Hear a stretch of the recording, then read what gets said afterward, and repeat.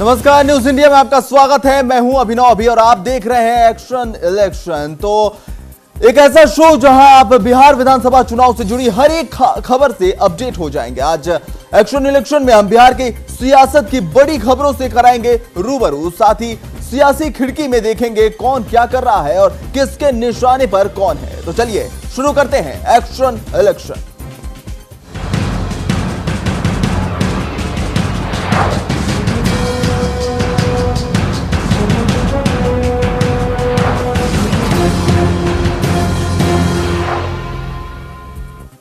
तो चलिए action election में सबसे पहले हम आपको यह बता दें कि बिहार में चुनाव को लेकर आज क्या कुछ हुआ।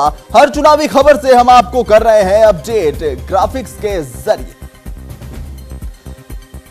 तो अब आपको हम ग्राफिक्स के जरिए बताने की कोशिश कर रहे हैं कि आखिरकार जिस तरह से बिहार विधानसभा चुनाव सामने है और उसको लेकर क्या कुछ हैपनिंग है, क्या कुछ सामने निकल कर आ रही है, इन तमाम चीजों को हम आपको ग्राफिक्स के माध्यम से समझाने की कोशिश करेंगे। हर एक खबर को हम आपके तक लाएंगे और जानने की भी कोशिश करेंगे। अपने जो ग्राउंड जीरो के रिपोर्टर्स हैं उनसे भी समझने की कोशिश करेंगे और आप तक के पल पल की अपडेट भी पहुंचाएंगे। हमारे सामने है एक्शन इलेक्शन में सबसे पहले बिहार में आज क्या कुछ हुआ है, तो इस पर हम सबसे पहले नजर डालने की कोशिश करेंगे कि बिहार में आज क्या कुछ हुआ है। विधानसभा चुनाव को लेकर अगर बात की जाए तो महागठबंधन में सीट का नया फॉर्मूला बना है। तो ये हम आपको एक ताजा अपडेट दे रहे हैं कि महागठबंधन में सीट का नया फॉर्मूला तय किया गया है और इससे भी आपको हम रूबरू करा रहे हैं। एक्शन इलेक्शन में 101, 41 पर बन गई है बात। जी हां, महागठबंधन की बात कर रहे हैं जिसमें 101 और 41 पर बात बनी है। 3 पार्टियां हैं, आपको इस बात का इल्म है और आपको हम डिटेल्स में अगर बताएं तो 101 सीटों पर जेडीयू, 101 पर आरजेडी और 41 सीटों पर कांग्रेस मैदान में उतरने वाली है। तो आपको ग्राफिक्स के जरिए हम समझाने की कोशिश कर रहे हैं कि किस तरह से आखिरकार महागठबंधन में सीटों को लेकर बात बनी है। तो राहुल गांधी भी बिहार के चुनावी रण में कूद पड़े हैं। जी आपको बता दें, रामनगर में जिस तरह से उन्होंने रैली की उसके बाद से कहीं ना कहीं बिगुल कांग्रेस ने भी बजा दिया और उसकी डिटेल्स हम आपको बता रहे हैं। रामनगर में राहुल ने फूका चुनावी शंखनाद। तो जी हां, बिहार के रामनगर में जो कि पश्चिम चंपारण जिले में आता है, वहां राहुल गांधी ने एक चुनावी रैली की और शंखनाद कर दिया है कांग्रेस की तरफ से। इस चुनावी जो रैली है उसका, तो रैली में लालू नीतीश नदारत रहे हैं। ये सबसे अहम खबर है क्योंकि महागठबंधन में जिस तरह से तमाम पार्टियों को लेकर बातें हो रही थी, एक साथ मिलकर बीजेपी को रोकने की कवायद की जा रही थी, उसमें यह सबसे बड़ी खबर है। तो शाहनवाज का पलटवार, नहीं चाहिए राहुल से सर्टिफिकेट। जिस तरह से राहुल गांधी ने एनडीए पर लगातार निशाना साधा और केंद्र सरकार को निशाने पर लेकर लगातार बयानबाजियां की गई, उसको लेकर शाहनवाज का यह बयान आया था। आपको बता दें, महागठबंधन ने जारी की प्रत्याशियों की पहली लिस्ट। जी हां, तो प्रत्याशियों की पहली लिस्ट जारी कर दी गई है महागठबंधन की तरफ से और उस पर भी हम आपको ताजा अपडेट बता रहे हैं। ग्राफिक्स के माध्यम से देख लीजिए और समझने की कोशिश कीजिए। जेडीयू से 16 सिटिंग विधायकों का टिकट काट दिया गया है। जी हां, तो चुनावी माहौल में टिकट कटने पर बवाल कोई नई बात नहीं है, हर बार देखने को मिलती है। तो ऐसे में यह खबर सबसे अहम है। आरजेडी से भी 5 विधायकों का पत्ता साफ हो गया है। ये वो विधायक हैं जो इस वक्त सिटिंग विधायक हैं और कहीं ना कहीं इनके पत्ते कटने से महागठबंधन के भीतर भी नाराजगी नजर आ रही है। तो तीसरे मोर्चे का भी हुआ है ऐलान। आपको बता रहे हैं कि बिहार विधानसभा चुनाव के मद्देनजर ये एक अहम खबर से आपको रूबरू करा रहे हैं जहां तीसरे मोर्चे का भी ऐलान किया गया है। इस वक्त की एक और खबर आपको हम बता रहे हैं जहां सपा, एनसीपी,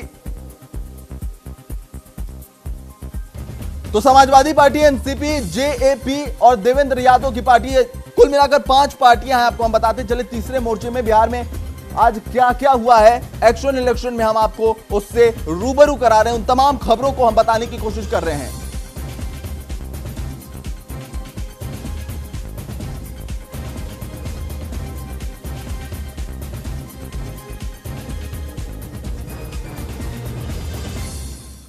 तो अब जरा जेडीयू के उन मौजूदा विधायकों की बात करते हैं जिनका टिकट कट गया है।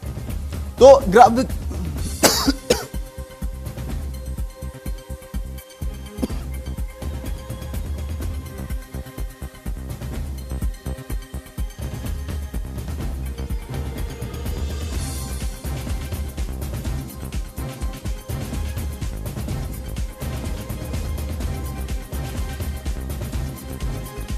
तो जेडीयू के विधायक जिनका कट सकता है टिकट, आपको हम बता रहे हैं, जहां आप देख सकते हैं अनंत कुमार सत्यार्थी मुंगेर से हैं जो कि जिनका पत्ता कट सकता है। उसके बाद मीना द्विवेदी जो कि गोविंदगंज से उम्मीदवार थे, उनका भी टिकट जेडीयू की तरफ से काट दिया गया है। गजानंद शाह है बरबीघा से, इनका भी टिकट इस बार कट चुका है। वहीं संजय कुमार जो कि राजा पाकर से हैं, इनका भी टिकट कट गया है। तो ये हम बता रहे हैं आपको उन नेताओं का नाम है जिनका टिकट इस बार जेडीयू की तरफ से काट दिया गया है। ग्राफिक्स के माध्यम से हम आपको समझाने की कोशिश कर रहे हैं ऐसे जेडीयू के नेता जिनका टिकट काट दिया गया। उम्मीदें थी इनको कि इस बार भी इन्हें चुनाव मैदान में उतारा जाएगा, लेकिन इस बार उनका पत्ता काट दिया गया है। तो उन तमाम नेताओं की बात कर रहे हैं हम जिनका पत्ता कट गया है, और लगातार जो है कहीं ना कहीं विरोध का सुर भी अख्तियार किया गया है इसको देखते हुए, क्योंकि जिनका पत्ता कट गया है नाराजगी है, उनमें कहीं ना कहीं नाराजगी देखने को मिल रही है।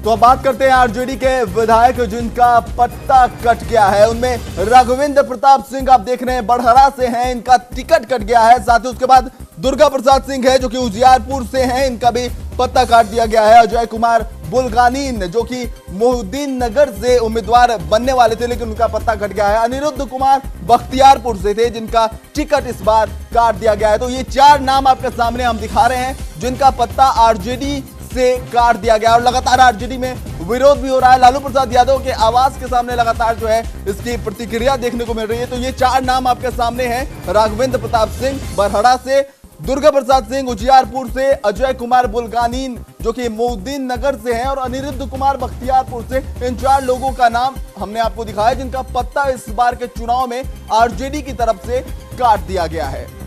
तो जिस तरह से लगातार टिकट बंटवारे को लेकर अगर बात की जाए, तमाम पार्टियों में कुछ ऐसे नेता हैं जिन्हें टिकट मिल पाता है, किसी को नहीं मिल पाता, और भी कुछ नाम है आरजेडी में आपको हम बताते चले जिनका पत्ता इस बार कट गया है, और नाराजगी कहीं ना कहीं उनके अंदर देखने को मिल रही है। तो ऐसे तमाम नेताओं के का चेहरा दिखाने की हम कोशिश कर रहे हैं, उनका परिचय आपसे करा रहे हैं जिनका पत्ता इस बार आरजेडी की तरफ से कट गया है। कई ऐसे नाम है और इसकी प्रतिक्रिया कहीं ना कहीं देखने को भी मिल रही है। तो इस वक्त हम आपको बता रहे हैं ग्राफिक्स के माध्यम से तमाम चीजों का अपडेट लेकर हम एक्शन निरीक्षण में आपके सामने हाजिर हुए हैं। इस पूरे खबर पे अमित हमारे संवाददाता जुड़ गए हैं पटना से, उनसे बात करते हैं। अमित है हमारे साथ। अमित, सबसे पहले आपसे जानना चाहेंगे आरजेडी से जिन लोगों का टिकट कटा है, और इसका कहीं ना कहीं इसकी प्रतिक्रिया लालू प्रसाद यादव के आवास पर भी देखने को मिली थी, लेकिन क्या माना जाए कि इस बार कहीं बदलाव के साथ उतरने की तैयारी में आरजेडी भी थी इसलिए उन लोगों का पत्ता काट दिया गया, या फिर जिस तरह से पार्टी विरोधी सुर होते हैं उसको कहीं ना कहीं अंदाजा लगाते हुए पार्टी कोई भी रिस्क लेना नहीं चाहती है इसलिए ऐसे नेताओं का पत्ता काटा गया? वजह क्या निकल कर सामने आ रही है? जाहिर तौर पर अभिनव, जो आरजेडी से जो अब तक खबर मिली कि लगभग 3 लोगों का नाम कटा है। भाई दिनेश आप देख रहे हैं कि धरना पर लगातार बैठे हुए हैं। बुलागिन हैं, उन्होंने भी कहा कि हमने बेहतर काम किया लेकिन उसकी हमको सज़ा मिली। भाई दिनेश भी लगातार ये बातें कहते रहे कि हमने आरजेडी का झंडा डोया, हर बार उनके साथ रहे, लेकिन इस बार हमें हटा दिया गया। तो जाहिर तौर पर अभिनव जो सबसे हम है, अगर हम अभी की बात करें तो आरजेडी से ज़्यादा कहीं ना कहीं जेडीयू में क्षति है। वैसे जो विरोध है वो आरजेडी खेमे में भी दिख रहा है और जेडीयू खेमे में भी दिख रहा है, लेकिन जो सस्पेंस है वो अब भी बरकरार है, क्योंकि आपने देखा कुछ देर पहले पार्टी के जो वरिष्ठ नेता थे उन्होंने लिस्ट जारी किया। उसमें उन्होंने 101 और 51 सीटों का बंटवारा किया, लेकिन सस्पेंस वही है कि उम्मीदवारों की घोषणा नहीं हुई। उनसे इस बाबत सवाल जरूर पूछा गया कि जो उम्मीदवार हैं आखिर वो कौन उम्मीदवार होंगे, तो उन्होंने कहा कि उसका भी लिस्ट जल्द जारी किया जाएगा। लेकिन अभिनव, जिस प्रकार आप देख रहे हैं कि नामांकन पहले चरण के नामांकन शुरू है, लेकिन अब तक जो दल है वो उसको घोषणा करने का रिस्क नहीं ले रहा है, क्योंकि आपने देखा कि पहले ही, यानी आप लिस्ट जारी करने के पहले जिस प्रकार से विरोध हो रहे हैं आरजेडी खेमा हो या जेडीयू में, उसको देखते हुए पार्टी कहीं ना कहीं फूक फूक कर कदम आगे बढ़ रही है।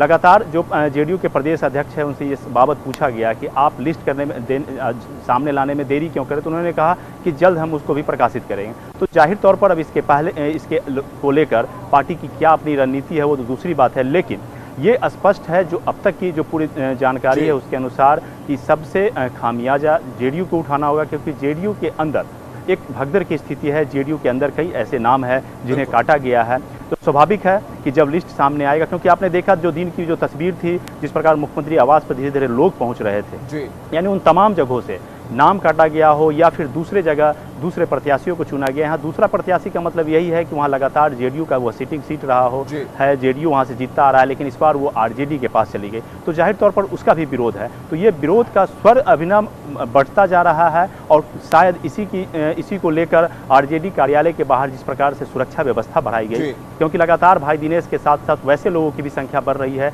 जो पार्टी से नाखुश बिल्कुल अमित, यहाँ पे एक सवाल उठता है कि जिस तरह से लगातार जो है महागठबंधन की तरफ से एनडीए पर निशाना साधा जा रहा था, अगर कुछ महीने पहले की बात की जाए तो लगातार महागठबंधन की तरफ से यह कहा जा रहा था कि हर चीज में महागठबंधन आगे है एनडीए के कंपेयर में, अगर देखा जाए तुलना किया जाए तो। लेकिन अब जैसे ही चुनाव की तारीखों का ऐलान हुआ, एनडीए लगातार जो है सामंजस्य भी बिठाई हुई है और एक एक कदम करके वो आगे बढ़ रही है और सामंजस्य जस की तस भी बनी हुई है। तो कहीं ना कहीं महागठबंधन के लिए ये एक संकेत है कि उसके अंदर खाने चीजें जो है उतनी अच्छी नहीं चल पा रही है और यही वजह है कि लेट लतीफी कहीं ना कहीं देखने को मिल रही है। जाहिर तौर पर अभिनव जिस प्रकार से सीट शेयरिंग होती है, आपने देखा होगा किस प्रकार से तीनों दल के जो बड़े नेता थे उन्होंने ताल ठोका था कि हमारे अंदर किसी भी प्रकार की कोई परेशानी नहीं है। वैसे उनके प्रेस कॉन्फ्रेंस के लगभग आधे घंटे बाद ही सपा और एनसीपी ने विरोध किया। जाहिर तौर पर उस मसले को इन्होंने कहीं ना कहीं सल्टाया, यानी वो अलग उनसे हो गए। लेकिन एक बार फिर जो स्थिति है, क्योंकि अभिनव ये जो हालात अभी वर्तमान में बन रहे हैं, जिस प्रकार से लोग मुखर हो रहे हैं, जिस प्रकार से लोग पार्टी के खिलाफ झंडा बुलंद कर रहे हैं, तो स्वाभाविक है इनका खामियाजा इन्हें भुगतना होगा। आप देख रहे हैं कि आप एक ताकत के साथ एनडीए महागठबंधन को पटकनी देने की कोशिश कर रहे थे। लगातार जो पार्टी के बड़े नेता हैं, चाहे वो लालू प्रसाद यादव हो, नीतीश कुमार हो या फिर कांग्रेस के बड़े नेता हैं, वो ये बात कर रहे थे कि अब हमारे कार्यकर्ता और हमारे नेता एक साथ होकर आगे बढ़ेंगे। लेकिन तस्वीर देखिए कि जो हालात बनते जा रहे हैं, क्योंकि यहाँ लालू प्रसाद यादव की भूमिका अहम रही है, वो एक बड़े भाई की भूमिका में इस बार फिर से दिख रहे हैं, क्योंकि जिस प्रकार से पत्ता काटा गया है जेडीयू का अभिनव, लगभग 22 सीटिंग जो एमएलए हैं उन्हें हटाने की कवायद है। और यही नहीं, उस 22 सीटों पर पहले दावेदारी ठोकी जा रही थी। उस 22 सीट पर जो 19 सीटों पर आरजेडी की दावेदारी हो रही थी, बाकी पर कांग्रेस दावेदारी कर रहा था। लेकिन लगातार नीतीश कुमार और लालू प्रसाद यादव के बीच यह बैठक होती है, बात होती है और कहीं ना कहीं एक समानता बनाने की कोशिश होती है और आखिरकार 11-11 सीटों पर एक आपसी सहमति बनती है। तो जाहिर तौर पर वैसे नेता जो बरसों से जेडीयू में का झंडा ढोते रहे हैं, वो अपने जिले का प्रतिनिधित्व करते रहे हैं, आगे बढ़ते रहे साथ में, लेकिन जब उनका पत्ता काटा जाता है तो स्वाभाविक है कि वो सुर मुखर होंगे। बिल्कुल अमित, यही वजह है कि मुखर होकर वो भी सामने आ रहा है और ये मुश्किल घड़ी भी है, क्योंकि जिस तरह से सीटों का बंटवारा किया गया है, कई लोग नाराज भी होंगे क्योंकि सीटों का बंटवारा इस तरह से हुआ है कि 100-101 सीटें ही उनके पाले में है, तो कहीं ना कहीं नाराजगी देखने को मिलेगी। इसी बीच अमित आप हमारे साथ बने रहिएगा, हम अपने दर्शकों को यह भी बताते चले कि आगे की जिस तरह से बिहार विधानसभा चुनाव को लेकर तीसरे मोर्चे की भी सुगबुगाहट देखने को मिल रही थी, तो अब खबरें ये भी आ रही है कि तीसरे मोर्चे का भी गठन हो गया है। कौन कौन सी पार्टियां उसमें है और क्या कुछ उसका एजेंडा है, वो भी हम आपको बताने की कोशिश करेंगे। तो एक तीसरा मोर्चा भी है जो चुनाव में ताल ठोकने जा रहा है। इस मोर्चा में ज्यादातर वे लोग हैं जो सीट शेयरिंग या फिर टिकट बंटवारे की वजह से इधर उधर हो गए हैं, तो उसको भी हम समझाने की कोशिश करेंगे आपके सामने हम